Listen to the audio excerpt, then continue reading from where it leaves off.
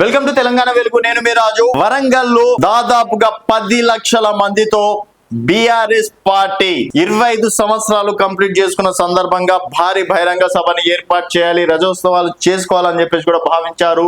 దానికి సంబంధించి సన్నాహకాలు పూర్తి చేశారు.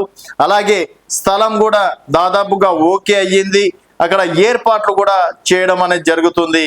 ఇలాంటి సమయంలోనే బీఆర్ఎస్ పార్టీకి షాక్ తగిలింది. వరంగల్లో సిటీ పోలీస్ యాక్ట్ చట్టం అక్కడ ఉంది. దాదాపుగా ఏప్రిల్ 4 నుంచి మే 5 వరకు అంటే నెల రోజులు ఈ చట్టం అమల్లోకి వస్తుంది. సో ఈ పోలీస్ యాక్ట్ చట్టం ఏంటంటే అక్కడ ర్యాలీలు తీయద్దు, భారీ బహిరంగ సభలు పెట్టద్దు. తర్వాత ఒక రకంగా చూసుకున్నట్టయితే 144 సెక్షన్ లాగా ఉంటుందన్నమాట. సో ఇలాంటి వేరే కార్యక్రమాలు చేయొద్దు. అది పోలీస్ యాక్ట్ చట్టము. సో మరి పోలీస్ యాక్ట్ చట్టంకి ఏప్రిల్ 4 నుంచి అమల్లో ఉంది కాబట్టి మరి వీళ్ళది ఏప్రిల్ 25వ తేదీ నాడు సభ కాబట్టి సో ఇప్పుడు ఆ ఇష్యూ అనేది కోర్టులో నడుస్తుంది. మరి పర్మిషన్ ఇస్తారా లేదా అన్నది మాత్రం ప్రస్తుతం బీఆర్ఎస్ నేతల్లో టెన్షన్ పట్టుకుంది. ఎందుకంటే దాదాపు ఇంకో 10-12 రోజులు కూడా లేదు. సో ఈ 10-12 రోజుల్లో కూడా 10 లక్షల మంది జనాలని కావచ్చు, అక్కడ సభ ఏర్పాట్లు కావచ్చు, రూట్ మ్యాప్లు కావచ్చు, అవన్నీ చూడాలంటే ఇంకా సమయం పడుతుంది. మరి ఇక్కడ సడన్ గా ఒకవేళ అంటే రేపు 17వ తేదీ కోర్టులో మనకు తెలిసిపోతుంది. అప్పుడు స్థలంగా లేదు, అవకాశం లేదంటే మాత్రం కరీంనగర్ స్థలం కూడా చూసినట్టు కూడా తెలుస్తుంది.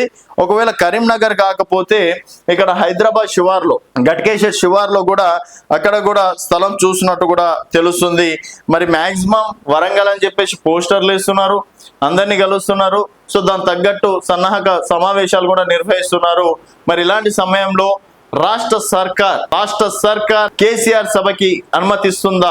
సో ఇక్కడ రాష్ట్ర ప్రభుత్వం ఇన్వాల్వ్మెంట్ ఉండదు. అది పోలీస్ యాక్ట్ అక్కడ అది నడుస్తుంది కాబట్టి మాకు సంబంధం లేదని చెప్పేసి అంటుంటారు. సో దానికి సంబంధించి 10 రోజులు ముందే సభకు సంబంధించి 10 రోజులు ముందే మేము కమిషనర్ ని కలిసామని చెప్పేసి కూడా బీఆర్ఎస్ నేతలు చెప్పుకొస్తున్నారు.